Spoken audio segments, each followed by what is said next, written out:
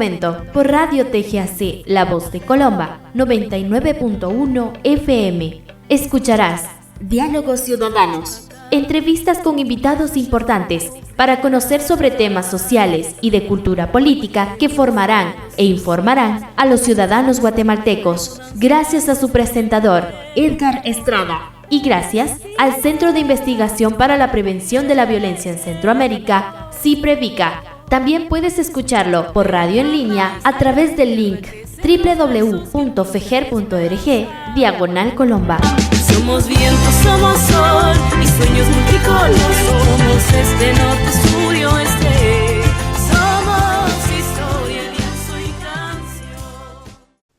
canción. Amigas y amigos, muy buenos días. Qué gusto saludarles nuevamente a través de Radio La Voz de Colomba y su programa de jueves en este horario de 8 de la mañana, Diálogos Ciudadanos.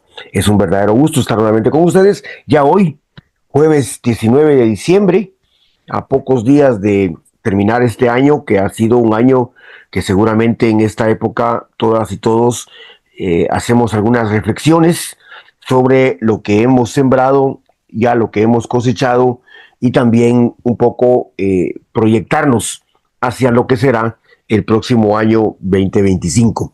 Es una realidad que ya hay que estar cerrando este año y luego ya empezar a pensar en el próximo año, que pues esperemos que sea un mejor año para todas y para todos, y como repito, sin dejar de pasar la oportunidad para que en estas fechas de fin de año poder aprovechar y poder reflexionar alrededor de lo que quisimos hacer. Es un poco el plan, ¿verdad? Los objetivos que nos trazamos, tanto personalmente como a nivel organizativo, comunitario, a nivel de gremio, de sector, de municipio.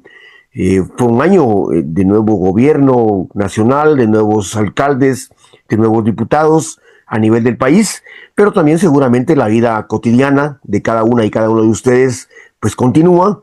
Ustedes en sus quehaceres cotidianos a nivel del hogar, pero también las niñas, los niños, los jóvenes, los adolescentes de la comunidad, de la casa, pues también tendrán sus sueños, tendrán sus objetivos, y bueno, de eso se trata, ¿no? De que en enero podamos perfilar unos objetivos y un plan de trabajo y un plan de vida y poderlos seguir desarrollando, y durante el año pues ir avanzando en ese sentido. Pero luego siempre es importante a fin de año poder hacer una pausa y poder reflexionar. En ese sentido fue que tuvimos hace 2 semanas al diputado Raúl Barrera en una primera entrevista, que ustedes se dieron cuenta, no alcanzó el tiempo para poder dialogar con él todo lo que hubiéramos querido, y él pues se comprometió con ustedes a poder estar nuevamente el día de hoy en una segunda parte de la entrevista. Ya lo tenemos con nosotros, así es que, diputado Raúl Barrera, buenos días, qué gusto saludarle, ¿cómo le va? ¿Qué tal? ¿Cómo estás, Edgar? Buenos días. Siempre disponible para conversar con la gente. Es un gusto. Buenísimo, Raúl, muchas gracias. Pues bueno, vamos a continuar en la línea, Raúl, de lo que veníamos platicando entre la semana hace 15 días y hoy, hace 2 semanas, pues nos llegaron varias preguntas, la gente muy interesada en conocer tu opinión, en saber qué piensas, sobre todo por lo importante que es el Congreso de la República, lo que se ha convertido, lo que debe ser el Congreso, pero también porque sos también miembro de la bancada oficial, que vamos a hablar. Hoy sí tenemos que aprovechar el tiempo al máximo, Raúl, para hablar de varios temas, entre ellos el tema del partido presente, tal vez no tanto pasado, pero sí futuro del partido. Hay mucha gente preguntando ahí sobre ese tema, pero bueno, ya entraremos a ese. Antes quisiera que habláramos de 2 temas importantes, Raúl, y la gente nos ha estado diciendo, bueno, miren, los diputados, muchos hacen show en el tema de la fiscalización, pero no hemos visto y queremos saber cómo la bancada oficial y cómo Raúl Barrera en particular, porque nos decías el otro día lo diversa que es la bancada, pero digamos cómo han entendido ustedes, Raúl, porque lo decías la semana pasada también explicándonos lo difícil que es ser bancada oficial con una oposición tan fuerte como la que ha habido, pero que ha logrado buenos acuerdos para una agenda mínima, pero digamos que, y te lo preguntaba yo un poco, ¿cómo reconocen ustedes críticamente el trabajo que ha hecho el gobierno, pero particularmente, Raúl, cómo la bancada y cómo tu persona entienden el rol de fiscalización, porque como te repito, hemos visto a otras diputadas o diputados que más que fiscalizar, lo que están haciendo es abonando ya campaña electoral para las próximas elecciones, pero la bancada Semilla, ¿cómo hace la fiscalización, Raúl? En este punto es muy relevante recuperar el concepto original del legislador. Hace algunos días yo tuve un encuentro con personal de una embajada que me preguntaban por qué los legisladores en Guatemala se concentran tanto en actividades de gestión y de intermediación y menos en legislar. Y es un enorme contrasentido partir de ese concepto. Las funciones del legislador en Guatemala deberían ser prioritariamente legislar, que es lo que menos hacemos, fiscalizar, que es auditar o supervisar o escudriñar el gasto público, y mediar o intermediar, que es generar puentes entre las personas y las instituciones del Estado para la satisfacción de las demandas de la gente. Preguntar por carreteras, puentes, servicios públicos. Esas son básicamente las tres funciones de un diputado. En relación con la fiscalización, efectivamente nosotros, en teoría, deberíamos requerir información a las instituciones públicas para determinar si el gasto público que se sostiene con los ingresos que tributan las personas mes a mes se están ejecutando de forma transparente y correcta, es decir, la calidad del gasto. Es una especie de acción contralora, pero antes de que las obras estén terminadas o en tránsito o cuando el gasto público se está desarrollando. Aquí quiero hacer un parangón con la Contraloría General de Cuentas. Hacemos algo parecido a lo de la Contraloría, con la diferencia de que nosotros, o por lo menos la mayoría de nosotros, tienen la facultad de requerir la presencia física de los funcionarios a cargo para interpelarlos o interrogarlos sobre cómo están ejecutando el gasto público, mientras que la Contraloría únicamente puede hacerlo en papel y si encuentra algunas irregularidades, presenta denuncias. Nosotros lo hacemos típicamente sobre la marcha y la Contraloría General de Cuentas lo hace con posterioridad. La fiscalización tiene que ser un ejercicio de transparencia, es decir, voy a requerir información a este órgano del Estado, a este ministerio, a esta dirección o a las municipalidades, incluso que algunas se resisten a la fiscalización, para determinar que el dinero que reciben esté siendo bien ejecutado. Y debería ser un acto de cuentadancia. Lamentablemente, como lo mencionas, hay algunos colegas que convierten este ejercicio simplemente en un espectáculo propagandístico, algunos a base de gritos, y es bastante lamentable, donde lo que menos les interesa es revelar información para trasladarla a la población y que ésta genere un pensamiento crítico sobre cómo se está ejecutando el gasto público. No es lo que hacen, sino lo único que hacen es montar una escena en la que ellos buscan más rédito propio, más imagen propia que generar cuentadancia.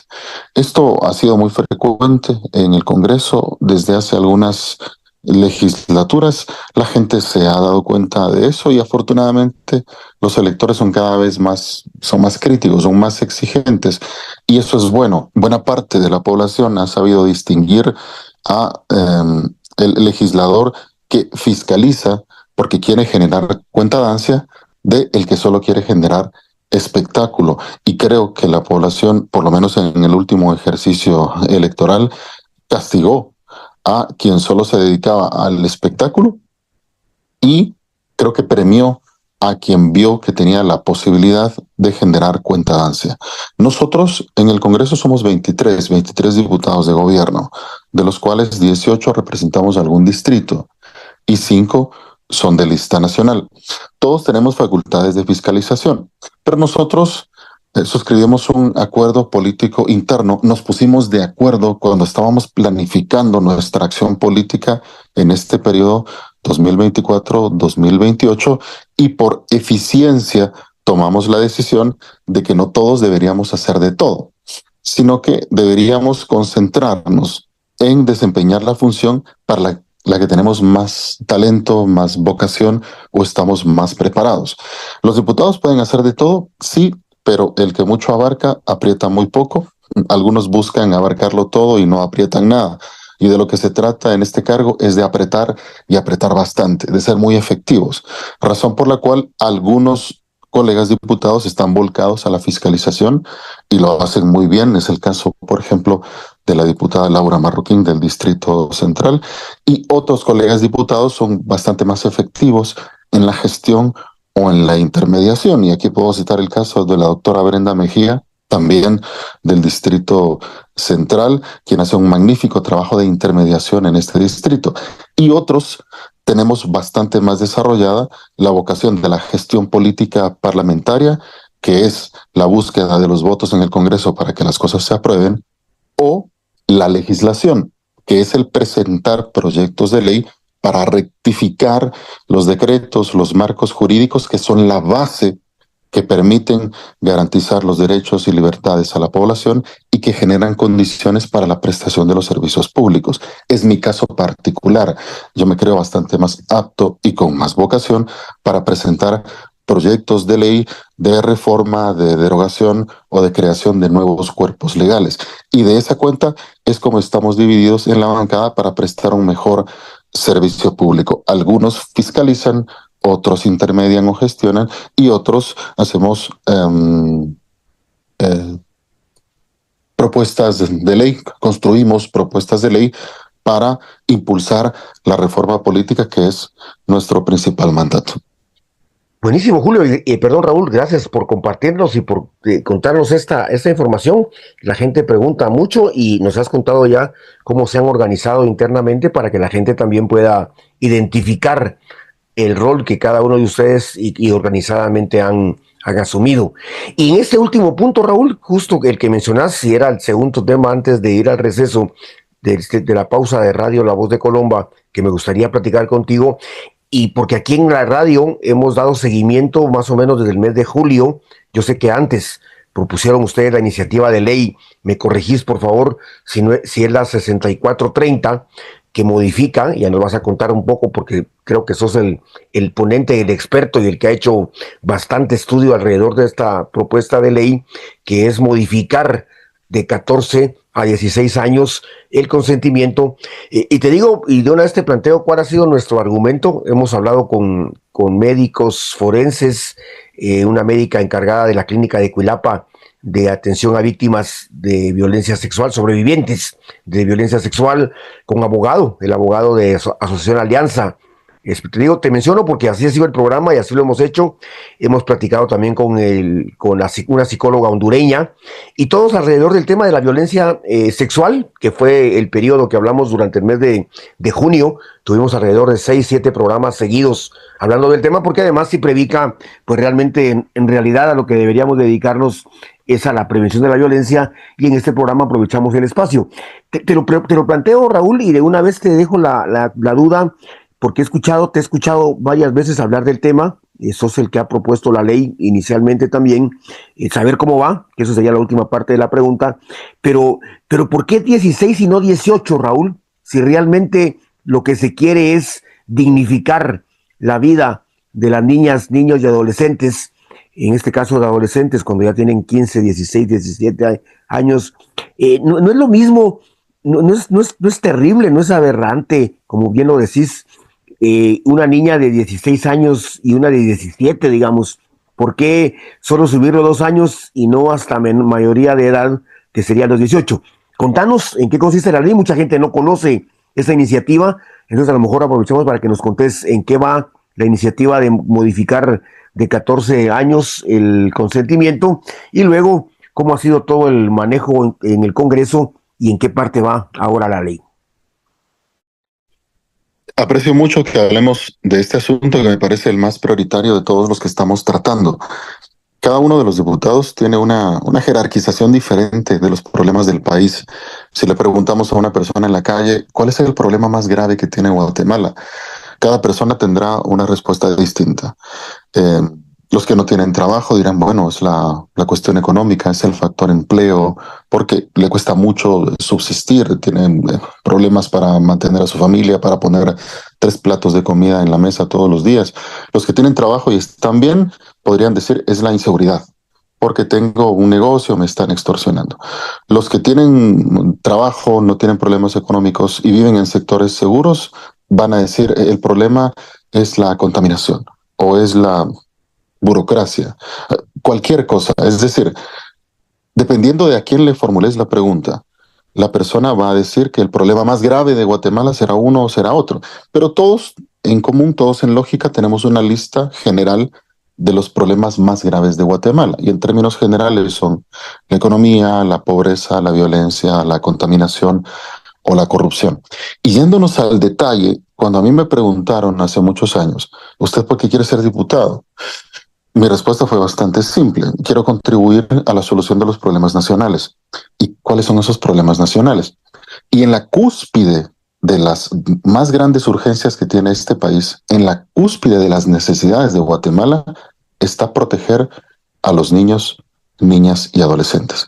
El problema más grave que Guatemala tiene son las niñas embarazadas. Cada 15 minutos, una niña da a luz en Guatemala.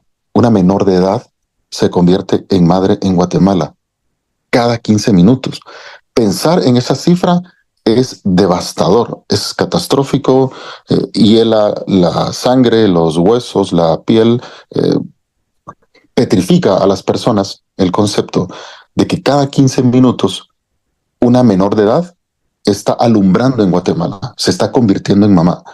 Las niñas no deberían convertirse en mamás, deberían estar estudiando, deberían estarse preparando, planificando su vida.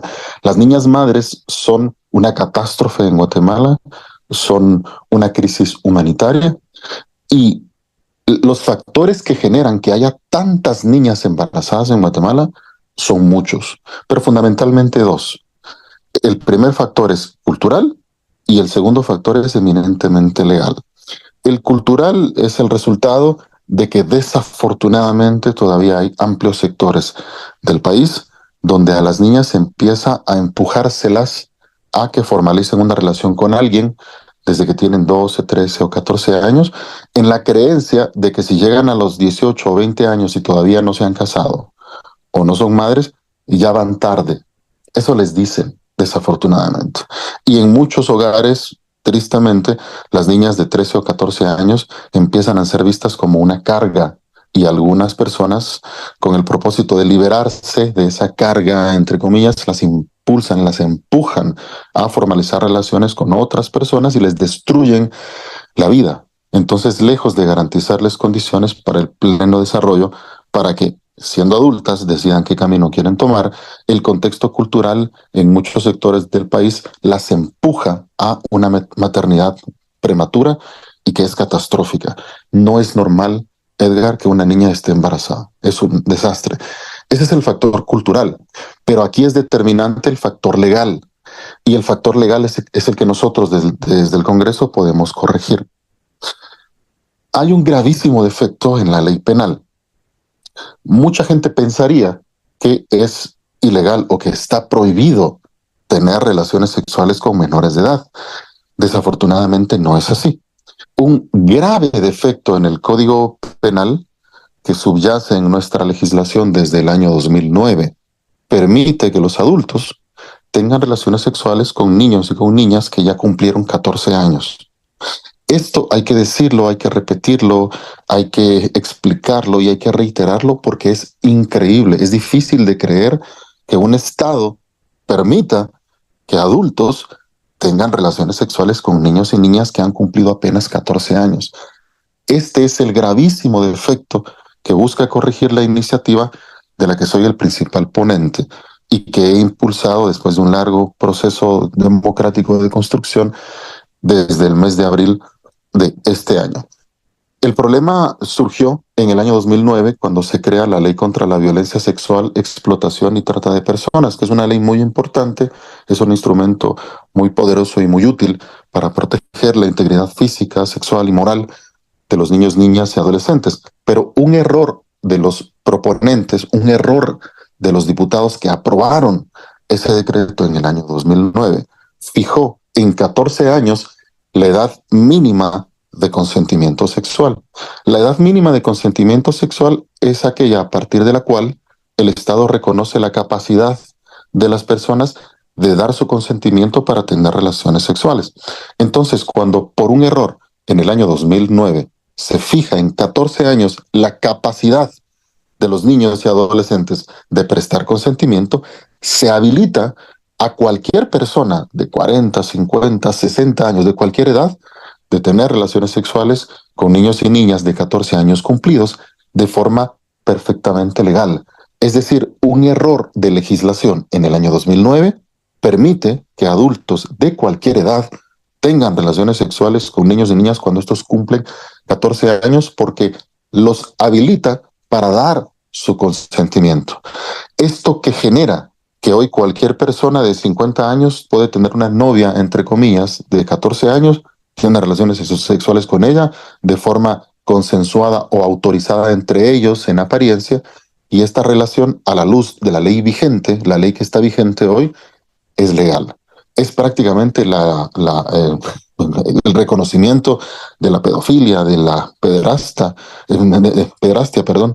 Es una catástrofe, es un error muy grave, insólito, que parecería increíble, que subyace en nuestra legislación y que es el resultado de no haber parametrizado de manera más estratégica, más lógica, la edad mínima de consentimiento sexual. Este grave defecto trae como consecuencia que cada año haya 30,000 nacimientos donde la madre es una menor de edad. Y es un número que hay que repetir. Cada año el Registro Nacional de las Personas registra 30,000 nacimientos donde la madre es una menor de edad. Y el Ministerio de Salud registra muchísimos más alumbramientos. Lo que sucede es que frecuentemente se registra el nacimiento hasta que la niña tiene más de 14 para evitar la persecución penal en contra de quien embarazó a la niña. Por eso el Ministerio de Salud tiene todavía números mucho más graves que los que tiene el RENAP. Pero este número de 30,000 del RENAP ya es suficientemente grave como para atender la problemática. Ahora, aquí entremos a la discusión de las edades. Muchos pensarían que los embarazos en niñas y adolescentes son resultado de relaciones entre adolescentes. Y esto es parcialmente cierto. Y de hecho es la menor parte, Edgar. La mayoría de los embarazos en niñas y adolescentes no son resultado de relaciones entre adolescentes. Yo requerí información en ejercicio de las facultades que me otorga el cargo. Requerí información a instituciones clave para cruzar datos y entender de manera estadística esta realidad. Y de esta cuenta requerí información al Registro Nacional de las Personas, al Ministerio de Salud Pública y Asistencia Social, al Instituto Nacional de Ciencias Forenses, al Ministerio Público y al organismo judicial. Y el cruce de estos datos nos permitió identificar que la principal causa de los embarazos en niñas y adolescentes son las relaciones impropias, las relaciones de poder o las relaciones abusivas entre adultos y menores de edad. En cada 10 casos de embarazo de niñas y adolescentes, quien embaraza a la niña es una persona de más de 20 años, no es otro adolescente. También hay casos, pero son la menor parte, de embarazos por relaciones entre adolescentes, que también son un problema del Estado y que tenemos que resolver. Pero el problema principal es el abuso del derecho o de las libertades que ejercen las personas adultas sobre las personas menores de edad. 7 de cada 10 embarazos son resultado de una relación con una persona adulta. Y ese es el principal problema, ese es el centro de la cuestión. Por esta razón, yo he abierto una mesa de construcción de una iniciativa de ley para rectificar este problema y de la manera más democrática posible, escuchando a padres de familia, docentes, médicos, jueces, psicólogos e incluso a los propios adolescentes, porque desarrollamos mesas para escuchar el punto de vista de los propios adolescentes a lo largo y ancho del país, que recorrí todo este año precisamente para construir esta iniciativa de ley, y llegamos a la conclusión de que no podemos permitir las relaciones sexuales entre adultos y menores de edad. El proyecto original era prohibir las relaciones entre adultos y menores de edad. Yo divulgué el borrador de la iniciativa en todo el país, escuché opiniones, objeciones, puntos de vista, y esa construcción nos permitió construir la iniciativa de ley 6430. ¿Cuál es el resumen de la iniciativa de ley 6430? Hoy, la edad mínima de consentimiento sexual es de 14 años. Es decir, hoy cualquier persona por encima de los 14 años puede tener relaciones con quien haya cumplido 14 años, y esto no tiene ninguna consecuencia legal. Y las estadísticas más graves, Edgar, son las del oriente del país. Pensaríamos que simplemente nos vamos a encontrar con datos de jóvenes de 18 teniendo relaciones con niñas de 14 o jóvenes de 20 con niñas de 14. Pero hay números verdaderamente dramáticos. En Zacapa, en Chiquimula, en el oriente del país, tenemos los registros más graves. Tenemos registros de personas de 70 años que embarazaron a niñas de 14 años. Y resulta que a la luz de la ley vigente, la ley actualmente vigente en Guatemala, esas violaciones, porque fueron formalmente violaciones, no son delito. ¿Por qué? Porque la ley reconoce a la niña de 14 y al niño de 14 años la capacidad de dar su consentimiento para prestar relaciones sexuales. Esta situación de vulnerabilidad jurídica en la que están los niños, niñas y adolescentes nos obliga a impulsar una rectificación a la ley. Y en esto consiste esta iniciativa de ley de gran trascendencia para Guatemala, que puede cambiarle el rostro al país para esta y las siguientes generaciones. Y esta iniciativa de ley lo que hace es elevar la edad mínima de consentimiento sexual de 14 hasta 18 años, que es un salto enorme, en el caso de que intervengan dos adultos. Es decir, si una persona de 30 años quiere tener relaciones con otra persona o con alguien más, no puede tener relaciones sexuales con alguien menor de edad, ni de 14, ni de 15, ni de 16, ni de 17. La iniciativa de ley 6430 prohíbe las relaciones sexuales entre adultos y menores de edad, porque un Estado no puede permitir que los adultos tengan relaciones con menores de edad. Ahora, ¿cuál es el caso de los adolescentes? Y esta es una problemática que también hay que explicar, y es la parte más difícil y más dura de toda esta circunstancia. Si elevamos la edad general hasta los 18 años, vamos a hacer entrar en condición de delito a muchos adolescentes, o la inmensa mayoría de los adolescentes, que a partir de los 15 o 16 años intentan separarse de sus hogares o ser independientes porque quieren formalizar ya un hogar. Es el caso de muchos de nuestros padres o de nuestros abuelos que, siendo adolescentes, empezaron a formalizar sus propios hogares y pues después se dedicaron a trabajar y demás. Entonces, ¿qué pasa si nosotros elevamos la edad general hasta los 18 años? Y si pasamos de 14 hasta los 18, vamos a hacer entrar en conflicto con la ley a miles de adolescentes. Y eso también resulta un problema para el Estado. Entonces, para resolver el problema de las relaciones sexuales entre adolescentes, además de subir la edad, porque no podemos dejarla en 14, tenemos que dejarla en un punto medio, y creemos que subirla hasta los 16 puede ser un buen inicio, e iniciar programas de formación, de sensibilización, de atención psicológica, para decirles a los adolescentes que lo mejor que pueden hacer para sus vidas es retrasar el inicio de su vida sexual. Aquí hay una cuestión cultural que es innegable. Sin importar lo que diga la ley, no vamos a evitar, porque esto es imposible, no vamos a evitar que los adolescentes, por influencia o por propia experimentación o por motivación propia, quieran empezar a involucrarse unos con otros o con personas adultas. No lo podemos evitar, la ley no lo puede evitar. Entonces, el propósito de la ley es proteger a los adolescentes de las relaciones de poder o de las relaciones abusivas. Por eso se hace la distinción en que hoy un adulto puede perfectamente tener relaciones sexuales con alguien de 14 o 15 años de edad, y eso lo vamos a prohibir, quedarán absolutamente prohibidas las relaciones sexuales entre adultos y menores de edad, y en el caso de los adolescentes, entre sí, vamos a elevar la edad hasta los 16 años para evitar enjuiciarlos y generar condiciones para decirles que ya nadie de 14 años puede tener relaciones sexuales y tampoco los adolescentes entre sí, entre 15 años, pueden tener relaciones sexuales. Y si alguien a partir de los 16 años quiere tener una relación sexual, no la puede tener con una persona significativamente mayor, y que una persona mayor de edad no puede tener relaciones con una persona de menos de 16.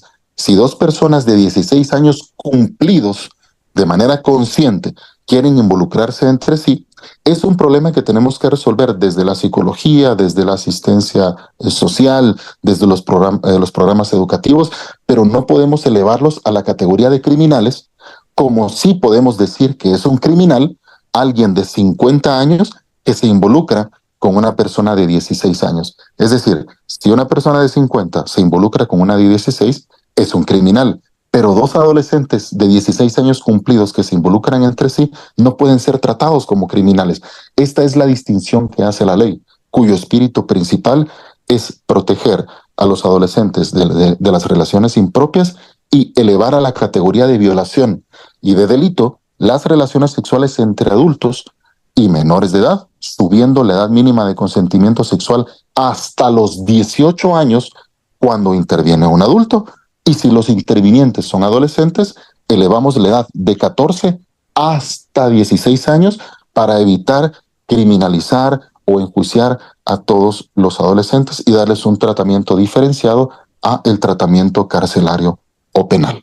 Esta es la motivación de la iniciativa de ley, y en ambos casos, en ambos contextos, es profundamente transformadora. Es un salto gigantesco en materia penal para proteger a los niños, niñas y adolescentes, y lo que busca esta iniciativa es erradicar lo que en mi criterio es el problema más grave del Estado, que son las niñas embarazadas, son las violaciones contra las niñas, es el aprovechamiento de la inexperiencia o de la inocencia de las niñas, que son víctimas de personas adultas que se aprovechan de su condición física, sexual, emocional e incluso material para tener relaciones sexuales con ellas. Este es el gran resumen, Edgar, de la iniciativa de ley 6430, y está muy cerca de ser aprobada en el Congreso. Esperamos poder aprobarla en enero para que se convierta en una realidad, y es uno de los legados más grandes que va a dejar esta 10ª legislatura, y yo soy el diputado ponente. Buenísimo, Raúl, gracias por la extensa explicación. Ahora la gente puede entender mejor tanto la idea de la iniciativa, también como el proceso de reflexión que se ha generado y participativo alrededor de la construcción de la iniciativa.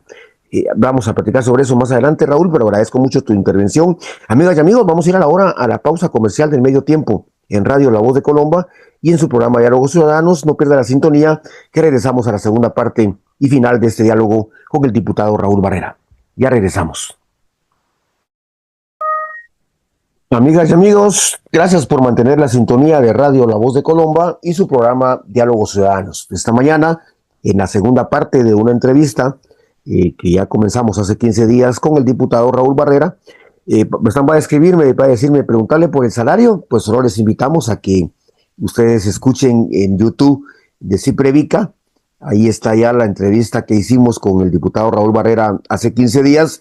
Y bueno, como nada, digamos, si tuviéramos la primicia de la opinión del diputado, que en la última semana se volvió más que polémica, muy controversial, y también generó bastantes opiniones a favor y en contra, además de la explicación que él dio, pues contarles que hace 15 días, justamente en el programa, en la entrevista que tuvimos con él explícitamente también nos respondió sobre su manera de entender el tema del salario de los diputados, y nos lo dijo, digamos que como primicia, diríamos, si fuéramos de estos periodistas que andan buscando primicias verdaderas o falsas, pues nosotros tuvimos en versión oficial, real, de parte del propio diputado su opinión sobre el tema del salario, porque hace 15 días se lo preguntamos y bueno, me dicen ahora es preguntarle sobre eso, pues ahora mejor vamos a contarle sobre las cosas que no ha hablado él públicamente y que queremos ser verdaderamente la primicia. Así es que, amigas y amigos, aprovecharemos este último tiempo que nos queda con el diputado para no hablar del tema, porque eso ha sido ya muy dicho. Lo repito, pueden ustedes escuchar la primera parte de la entrevista en YouTube de Si Predica, que ya está subida ese diálogo que tuvimos con él, y también ya pronto podrán ustedes escuchar también esta segunda parte de la entrevista que estamos teniendo con él el día de hoy. Pero, diputado Raúl Barrera, una pregunta que quedó la otra vez y que le decíamos que está en el tintero y la gente quiere saber, porque probablemente mucha gente que nos escucha votó por el partido Semilla, y ya entramos al año 25 en unos días, y la gente quiere saber si todavía existe el partido Semilla, y si no, Raúl, de una vez que nos puedan contar qué va a pasar o qué están pensando, porque seguramente ya lo estarán haciendo, al momento en el que, aunque sea contrario a la ley, al contrario a lo que la ley del Tribunal Supremo Electoral establece y que, bueno, ha intentado suspender, cancelar al partido Semilla, ¿qué pasa con eso? Vas a decirnos que seguramente es una acción ilegal de parte del juez, de parte del Ministerio Público, pero ¿qué escenarios se han planteado, Raúl, al momento en el que pudiera ocurrir que, a pesar de que sea terriblemente ilegal e inconstitucional, el partido Semilla dejara de existir? ¿Todavía existe? Contanos eso, por favor, Raúl. Sí, con gusto. En todo caso, yo no tengo problema en reiterar lo que dije hace 15 días, porque quiero retomar lo que mencionaste sobre este tema del aumento salarial de los diputados. Y di una entrevista también hace 15 días también, de la que publicaron, creo yo, un fragmento hace 2 o 3 días, y sí he estado recibiendo notificaciones de todos los comentarios que ha generado. Yo no tengo ningún inconveniente en reiterarlo, porque estamos acostumbrados a tener diputados que evitan entrevistas y eluden preguntas. Y es muy triste que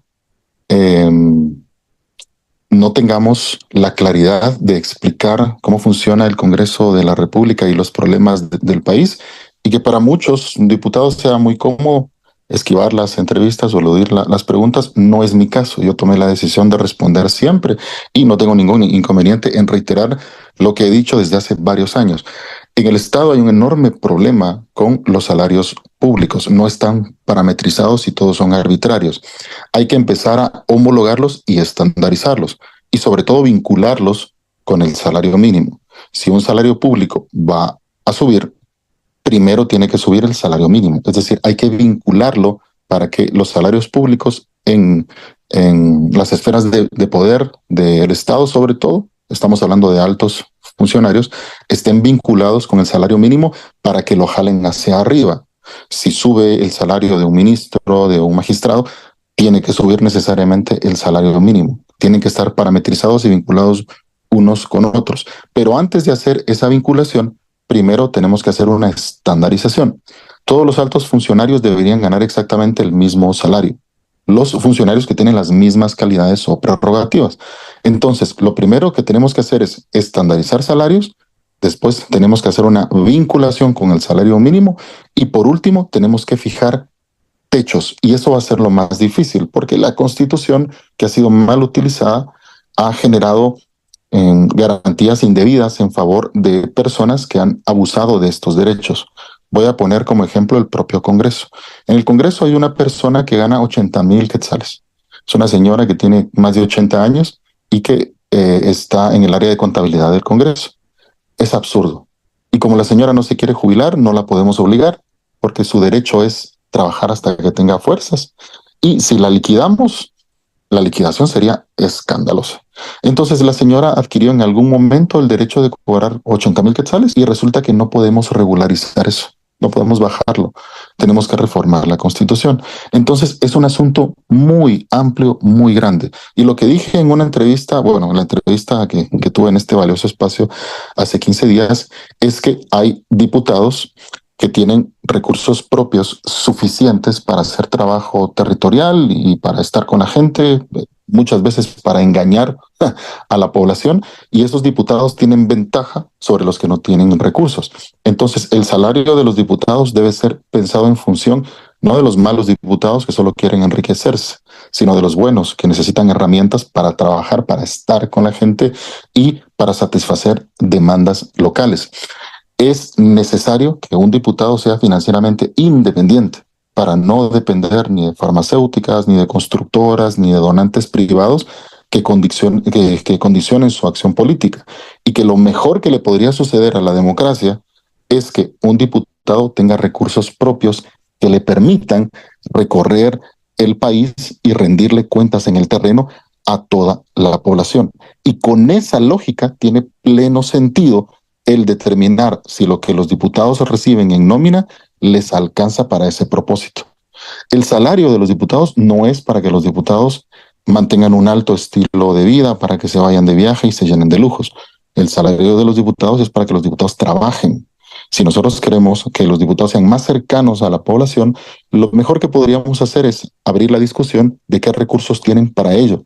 Y la mayoría actualmente tiene que recurrir a padrinos, farmacéuticas, constructoras, empresas privadas, y eso es negativo, eso es nefasto para la democracia. Es mejor si los recursos con los que el diputado hace trabajo territorial y rinde cuentas a la población en el terreno son recursos del propio Congreso o los recursos que este diputado recibe en lo particular como emolumento o como salario. Por esta razón tiene sentido hacer esa revisión. Ahora, no puedes fijar un salario estratosférico porque tampoco es lógico. Entonces, en mi criterio, y esto lo publiqué hace mucho tiempo, el salario de los altos funcionarios del Estado no debería ser superior a 10 salarios mínimos, que es el límite. Hoy tenemos muchísimos funcionarios que ganan bastante más que eso. Tenemos directores, tenemos magistrados que ganan 15, 20 o hasta 30 salarios mínimos. Es un exceso que nosotros tenemos que regularizar, tenemos que bajarlo. Para eso tenemos que reformar la Constitución. Esa va a ser la última parte, es techar los salarios públicos. Mientras, lo que tenemos que hacer es homologarlos para estandarizar que todos los funcionarios que tengan similares características ganen lo mismo, y abrir la discusión sobre cuáles son las herramientas que requiere un magistrado para trabajar, un juez, un alcalde o un ministro, el propio presidente o los diputados. Hay que dejar muy en claro que la discusión no es para que los diputados mantengan un estilo de vida, que esto es muy triste, es muy lamentable, y hay muchos diputados que no trabajan y seguramente en la eventualidad de que reciban un aumento salarial simplemente van a cambiar de carro o de casa. Eso es inevitable y es muy triste, pero hay que pensar en los diputados que sí trabajan, los que recorren el país para estar con la gente, para conversar con la gente, para escucharla, para rendir cuentas a la población y para hacer trabajo de fiscalización en terreno. Esto sobre la base de los propios recursos que están o no están en el Congreso. Yo dije hace 15 días, y es bueno repetirlo para desmitificar algunas cosas, que se cree que el Congreso le da al diputado carro, casa, gasolina, y eso no es verdad. Los diputados solo tienen su salario y nada más. Incluso solo los que están en bloques legislativos tienen una pequeña caja chica. Los que están en bloques legislativos. No es el caso de los diputados independientes. Es una gran discusión entonces, y siempre es necesario encarar a todos los funcionarios para abrir este tema que es un poco incómodo, es un poco incomprendido, es un poco morboso para buena parte de los actores que están dentro y fuera de la política, pero que es una discusión ineludible. Los diputados correctos, los decentes, no pueden estar en desventaja sobre aquellos que tienen cualquier cantidad de recursos para trabajar en el terreno. Hay que generar condiciones para que todos puedan generar rendición de cuentas hacia la población, puedan hacer trabajo territorial, puedan cubrir todas las actividades propias del cargo, porque lo mejor que nos puede pasar como país es tener diputados cercanos. Los diputados distantes son el principal problema de este país, que son diputados que están lejos de la población, que nunca se acercan con ella, y tenemos que obligar a los diputados a que estén con la gente, a que vayan a los territorios. Y para eso, mejor si les damos recursos. Esa es la discusión básicamente. Naturalmente siempre hay generadores de contenido y algunas personas que con el propósito de generar más interacciones o generar likes, toman un fragmento, el que más conviene para generar ruido, y suprimen el resto y lo demás, ¿verdad? Aquí Claro. hay que decirlo, y creo que con esto termino la discusión, que puedo volver a atender en cualquier momento, que el concepto de indemnización es improcedente para los funcionarios electos para un cargo fijo. Magistrados, los ministros, los diputados, el propio presidente, las personas que ejercemos un cargo para un periodo definido, no podemos recibir indemnización. La indemnización es abiertamente improcedente e inconstitucional, es inaceptable. Entonces, a la indemnización nos oponemos de manera franca y abierta, porque la indemnización está pensada para resarcir un daño en favor de una persona que pierde de forma inesperada su trabajo. No es el caso nuestro. Nosotros sabemos exactamente cuándo nos vamos a ir. Es el 14 de enero del año 2028, razón por la cual la indemnización en este cargo es improcedente. Y esa parte de la entrevista, pues obviamente creo que no está. Me pasaron por ahí un fragmento, y enhorabuena que se abra esta discusión, y todos los diputados, los funcionarios deberían enfrentar esta discusión con transparencia y explicar a la población que no podemos depender de diputados que trabajen con dinero de farmacéuticas y de constructoras. Eso es malo para la población. Necesitamos diputados que trabajen con recursos del propio Congreso, porque eso los hace independientes.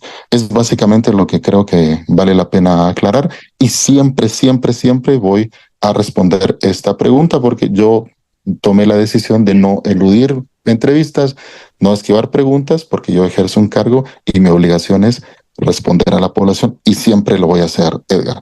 Ahora, respecto de la siguiente pregunta que planteabas, ¿qué pasa con el Partido Semilla?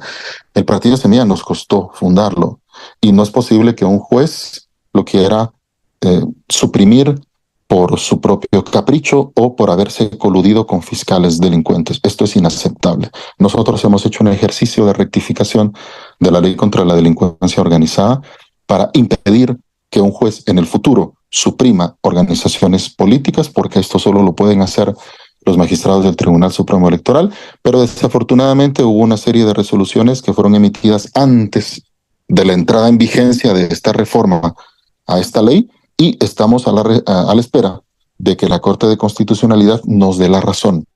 Todo está en manos en este momento de la Corte de Constitucionalidad, porque desafortunadamente hay unas salas de apelaciones que están en manos de enemigos de la democracia, que están integrados por magistrados corruptos, que están coludidos con diputados opositores, diputados enemigos, incluso mucho más que opositores del Partido Semilla, son enemigos de la democracia, y son salas de apelaciones que tienen en sus manos el poder de defender la vigencia de la organización política Movimiento Semilla, pero son salas que están apalabradas con nuestros enemigos, y no tenemos esperanzas de que estas salas hagan lo correcto. Simplemente van a refrendar esta acción criminal que ha surgido del Ministerio Público y de algunos jueces criminales en el Poder Judicial. No tenemos esperanzas en salas de apelaciones. Tenemos nuestra esperanza en que la Corte de Constitucionalidad, como último órgano, pueda restablecer el orden constitucional que está roto en este país desde que el 12 de julio del año pasado se intenta montar un caso totalmente ficticio para derrumbar a la organización política Movimiento Semilla. Entonces tenemos la esperanza de que la Corte de Constitucionalidad haga restablecer el derecho de la organización de existir y de estar sujeta exclusivamente al marco electoral, porque los partidos políticos solo pueden ser suspendidos o cancelados por infracciones al régimen electoral. Nosotros como organización no hemos incurrido en ninguna de las causales, ni de suspensión y mucho menos de cancelación, razón por la cual en derecho deberíamos estar vigentes. Pero como tristemente la Corte de Constitucionalidad hace un año abrió la puerta para que un juez penal pudiera invadir la jurisdicción electoral, estamos en ese limbo que solo la propia Corte puede dirimir. Ojalá en los próximos días o semanas tengamos una resolución definitiva que nos restituya nuestros plenos derechos como organización política, porque al ser nosotros contrarios a este sistema corrupto que ha capturado al Estado desde hace mucho tiempo, era evidente que se iban a coludir, iban a conspirar en contra nuestra, primero para impedirnos llegar, cosa que no lograron, y segundo, para impedir que repitiéramos en un ejercicio electoral en el año 2027. El Partido Semilla existe, pero está jurídicamente suspendido, y esta situación solo puede ser dirimida por la propia Corte de Constitucionalidad, que es el árbitro final. Si la Corte no nos asistiera, estaríamos, en un escenario muy triste, muy devastador, muy decepcionante, en el cual tendríamos que plantearnos alternativas para garantizar la continuidad del proyecto hacia el futuro. Porque el periodo constitucional es muy corto y no permite hacer cambios muy trascendentales. Y este es un problema de origen en Guatemala. En México tenemos un sexenio y en 6 años el expresidente Andrés Manuel López Obrador hizo muchísimo, pero en Guatemala solo tenemos 4 años.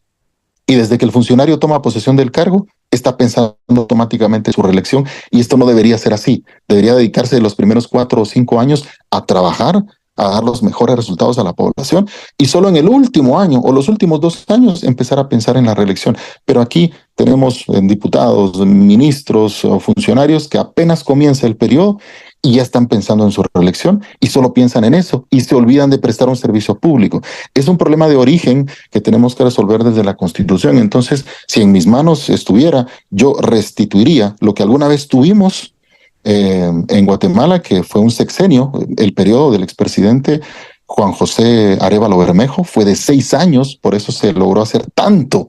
Banco de Guatemala, Código de Trabajo, la Ciudad Olímpica, porque en 6 años se puede hacer mucho, pero también un periodo de 6 años es muy largo. Entonces hay que incorporar a mitad del periodo la revocación de mandato para que la gente que esté inconforme con la forma en que van las cosas pueda sacar al presidente y se pueda nombrar a otro que termine el periodo. Entonces hay que hacer muchas cosas en este sistema democrático y electoral para que funcione y para satisfacer las demandas de la población, Edgar. Buenísimo, Raúl. Muchísimas gracias. Y bueno, siempre quedan muchos temas. Ahora mismo ya abriste la posibilidad para hablar de un tema de reforma electoral y de partidos políticos, a la ley electoral y de partidos políticos, que es un tema también pendiente, que a lo mejor muchos analistas dicen que este año era el año para poder avanzar en esa materia. Queda pendiente, no sabemos si va a poder ser. Hemos estado trabajando sobre todo el tema con grupos de mujeres, porque están hablando mucho del tema de la paridad y este tipo de cosas que son detalles importantes, no por detalles relevantes, sino que al contrario, muy importantes a ser considerados en las reformas de la ley electoral, pero también todo el papel que juega el Tribunal Supremo Electoral, ¿verdad, Raúl? Porque si no, realmente hemos tenido problemas en 2019, no digamos en 2023, y ya no quiero ni imaginarme. Hablaban, por ejemplo, el tema de cuánta gente va a querer o no participar en las juntas receptoras de votos después de la persecución que Consuelo Porras ha realizado en contra de jóvenes, mujeres, ciudadanos que amablemente y que con mucho espíritu ciudadano deciden participar en una junta receptora de votos, pero que a las semanas siguientes están siendo perseguidos y están siendo localizados, identificados, individualizados por el Ministerio Público. Pero bueno, Raúl, siempre es un gusto saludarte. Agradecemos muchísimo tu trabajo, lo que van a seguir haciendo ustedes en el Congreso. Siempre estaremos atentos a lo que siga pasando. Y bueno, amigas y amigos, de esta manera estamos terminando también ya, sin terminar, pero terminando ya la segunda entrevista con el diputado Raúl Barrera, a quien agradecemos su tiempo, su disposición siempre a estar con nosotras y con nosotros en este programa. De esta manera estamos terminando nuestro programa número 77 en Radio La Voz de Colomba, invitándoles a que no pierdan la sintonía de la radio. En estos días pues se sigue con una programación regular y pues bueno, esperamos tener su audiencia el próximo jueves en este mismo horario, en este jueves que será entre las fechas de Navidad y Año Nuevo. Así es que invitarles a mantener la sintonía de Radio La Voz de Colomba, agradeciendo como siempre el espacio e invitándoles a que se mantengan en esta sintonía. Que tengan muy buen día y nos encontramos la próxima semana. Muchas gracias. Feliz Navidad, saludos.